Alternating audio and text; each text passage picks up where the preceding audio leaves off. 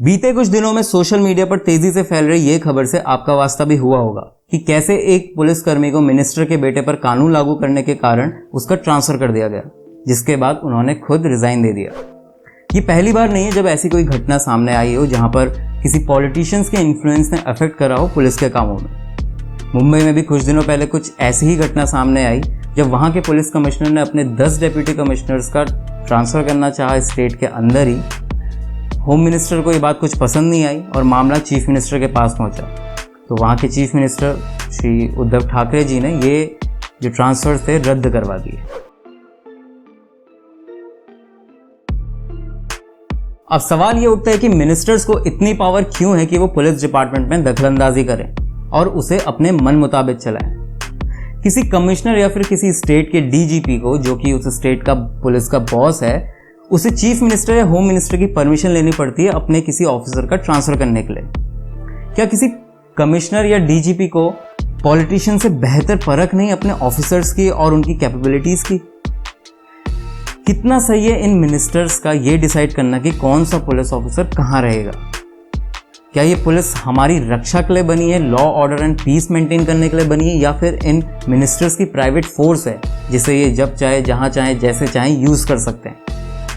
नमस्कार दोस्तों, मेरा नाम है शुभम और आज के वीडियो में हम बात करेंगे हमारी पुलिस के बारे में कि कितनी सक्षम है ये या फिर नहीं है और क्या कुछ रिफॉर्म्स इसमें चाहिए हमें।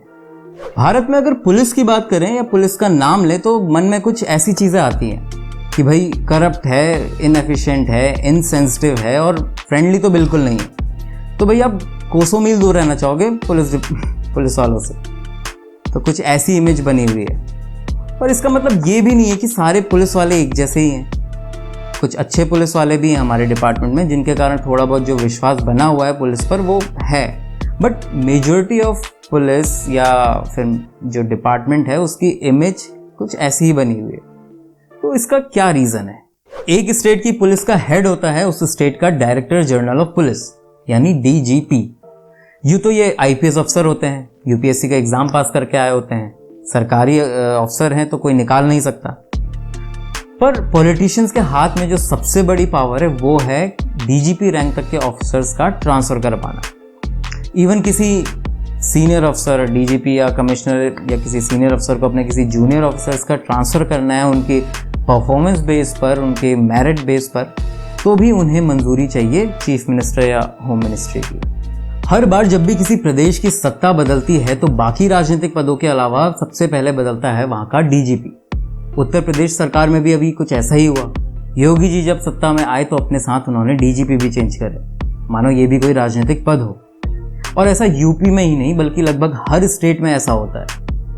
अगर कोई ऑफिसर किसी मिनिस्टर के मन मुताबिक उसे सर्व नहीं कर रहा हो तो उसका ट्रांसफर कर दिया जाता है, जिससे जूनियर ऑफिसर्स की मोटिवेशन पर भी काफ़ी फर्क पड़ता है। तो ये गुण मिनिस्टर्स को सर्व करने के उनमें वहीं से आने लगते हैं। तो इसीलिए कोई बीजेपी का बन जाता है, कोई कांग्रेस का हो जाता है और कोई किसी और पार्टी का। तो इनके प्रमोशंस, इनके ट्रांसफर, इनकी पोस्टिंग भी उस पर्टिकुलर सरकार के अकॉर्डिंग होने लगती है। अगर कोई मिनिस्टर्स के मन मुताबिक काम नहीं कर रहा है तो उसका ट्रांसफ़र कर देते हैं। और ट्रांसफ़र कोई पनिशमेंट नहीं है जिसके खिलाफ ये अपील कर सकें, तो वो वैसे भी कुछ नहीं कर सकते। लोग जुडिशरी सिस्टम खराब होने की बात करते हैं कि कैसे चीज़ें डिले होती हैं, जज टाइम पे फैसले नहीं सुनाते, देश में जजेस कम है। पर ये जुडिशरी सिस्टम बनता है पुलिस, एडवोकेट, जज तीनों को मिलाकर। और अगर हमारा पहले ही पड़ाव पर लोग खराब होंगे या हमारे रूट्स ही करप्ट होंगे तो आगे की चीज़ें स्लो और ख़राब तो होंगी।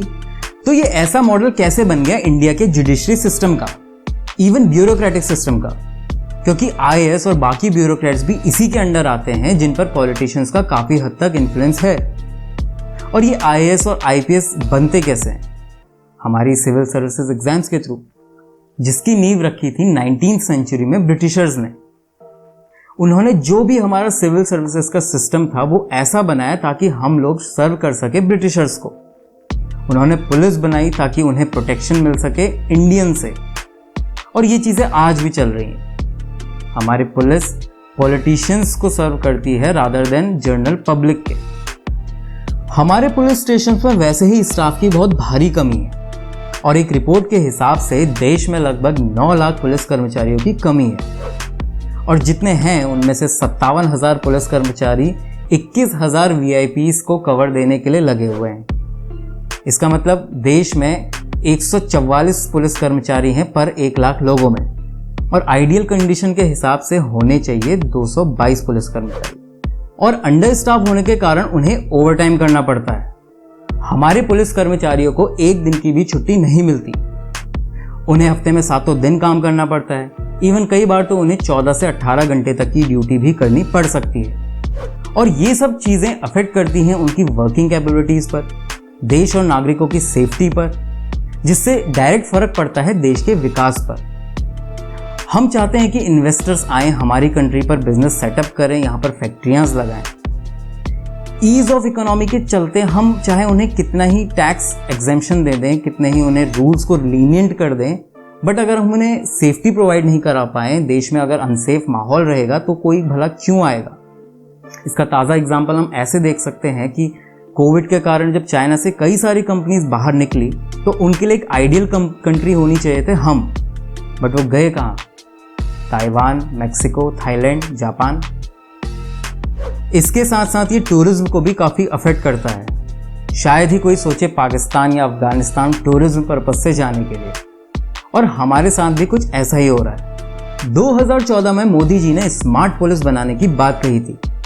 इसमें स्मार्ट का मतलब था strict but sensitive, modern and mobile, alert and accountable, reliable and responsive, techno savvy and trained. पर आज तक मुझे तो कहीं नहीं दिखा कि इस दिशा में कोई कदम बढ़ाया हो हमारी सरकार ने।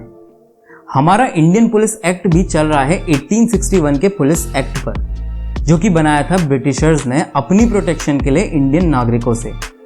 ये आज भी लागू है और सेम तरह से काम कर रहा है पॉलिटिशियंस को प्रोटेक्शन देने का। एक पॉलिटिशियन का उसके राज्य के नागरिकों पर कंट्रोल बनाने का सबसे अच्छा तरीका है वो वहां की पुलिस को अपने कंट्रोल में ले ले। जैसे मैंने शुरुआत में आपको कुछ उदाहरण दिए थे और ऐसे अनेकों उदाहरण हैं जहां पॉलिटिशियंस ने पुलिस को यूज करके जनरल पब्लिक को दबाया हो। अब इसका क्या सॉल्यूशन हो सकता है? 1996 में IPS ऑफिसर प्रकाश सिंह ने एक पब्लिक इंटरेस्ट लिटिगेशन दाखिल किया, जिसमें उन्होंने पुलिस रिफॉर्म्स को लेकर इसमें कुछ चेंजेस करने की बात कही। 10 साल बाद सुप्रीम कोर्ट ने इस पर जजमेंट सुनाया, जिस पर उन्होंने कुछ गाइडलाइंस पेश करी पुलिस रिफॉर्म को लेकर।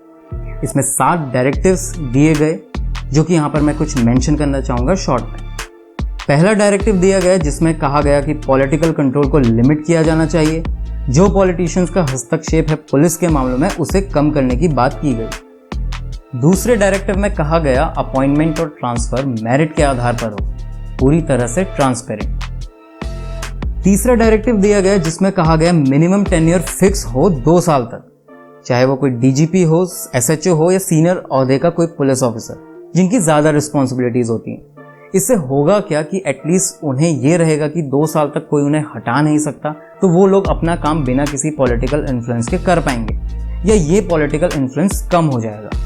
डायरेक्टिव 4 था जिसमें लॉ एंड ऑर्डर और इन्वेस्टिगेशन को अलग अलग रखने की बात की गई। लॉ एंड ऑर्डर मेंटेन करना एक फील्ड जॉब है और इन्वेस्टिगेशन मेनली एक आइसोलेटेड जॉब। तो इसमें अलग अलग डिपार्टमेंट और अलग अलग लोग असाइन किए जाएं तो केसेस में तेजी आएगी।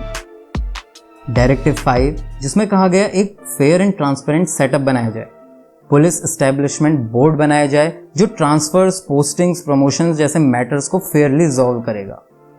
डायरेक्टिव 6 इसमें ये दिशा निर्देश दिए गए कि जनता की तरफ से आई पुलिस के खिलाफ शिकायतों के लिए एक अथॉरिटी बनाया जाए हर स्टेट में और उनका समाधान किया जाए। डायरेक्टिव 7 जैसे एक स्टेट सिक्योरिटी कमीशन की बात की गई थी पहले डायरेक्टिव में, वैसे ही एक national security commission central level पर एस्टेब्लिश करने की बात की गई इसमें, जो कि सेंट्रल पुलिस ऑर्गेनाइजेशंस के चीफ्स की सिलेक्शन एंड प्लेसमेंट के लिए पैनल बनाएगा। ये सारे डायरेक्टिव्स अगर हमारी सरकार चाहे, हमारे पॉलिटिशियंस चाहें, तो वो 24 घंटों के अंदर इसे इंप्लीमेंट कर सकते हैं। पर क्या वो ऐसा करेंगे?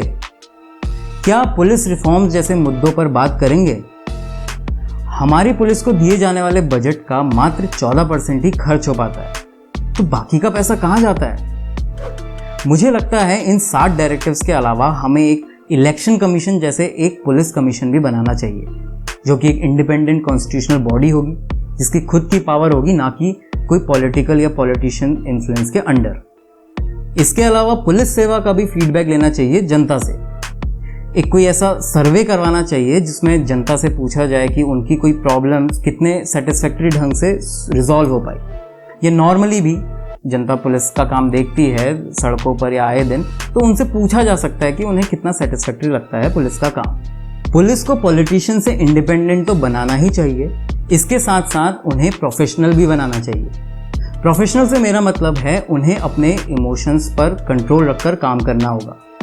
किसी क्रिमिनल को देखकर हाइपर ना हो, उसे पकड़ने का काम करें और फिर उसे सजा कानून के अंतर्गत रहकर मिले। इसके अलावा पुलिस वालों की भी बहुत प्रॉब्लम्स है, सुविधाएं नहीं है। साल 2015-16 में टोटल सैंक्शन का सिर्फ 14% ही यूज हो पाया पुलिस सेवाओं पर। सैलरीज अच्छी नहीं है तो कौन आएगा इस क्षेत्र में। वर्कलोड बहुत ज़्यादा है, स्टाफ की भारी मात्रा में कमी है। कहीं कहीं पर तो पुलिसकर्मी 14 से 18 घंटे तक की ड्यूटी कर रहे हैं, वीकेंड में ऑफ नहीं है। तो इतना सब वर्कलोड होने के बाद उनसे पोलाइट रहने की उम्मीद करना भी सही नहीं है। और अगर कोई पुलिसकर्मी अपना काम ठीक से कर रहा हो और अगर कोई मिनिस्टर का बेटा हाथ चढ़ गया तो फिर उसका ट्रांसफर अलग से पक्का। तो हम उनसे कैसे उम्मीद करें कि वो हमारी तरीके से सुरक्षा कर पाएंगे जब वो खुद ही सुरक्षित नहीं है। पर यह बात ना मेन स्ट्रीम मीडिया करेगी ना कोई भी पॉलिटिकल पार्टी, क्योंकि इससे उन्हें ही नुकसान है। साल 2006 में आए डायरेक्टिव्स को आज तक किसी प्रदेश ने पूरी तरह से लागू नहीं किया है। और शायद आपको थोड़ा बहुत अब मालूम चल गया होगा कि क्यों। सुधार सब चाहते हैं और ये जरूरी भी है, पर इस पर हमें ही बात करनी होगी। हिंदू मुसलमान से कई ज्यादा जरूरी मुद्दे हैं हमारे पास। और किसी भी आम इंसान से आप पूछ लो, चाहे वो हिंदू हो या मुसलमान, उसे ये नहीं चाहिए कि इस देश में हिंदू नहीं होना चाहिए या मुसलमान नहीं होना चाहिए। ये सब चीजें तो इम्प्लीमेंट करी गई हैं हमारे अंदर, और ये आने वाली हर सरकार करेगी, चाहे वो कोई भी हो।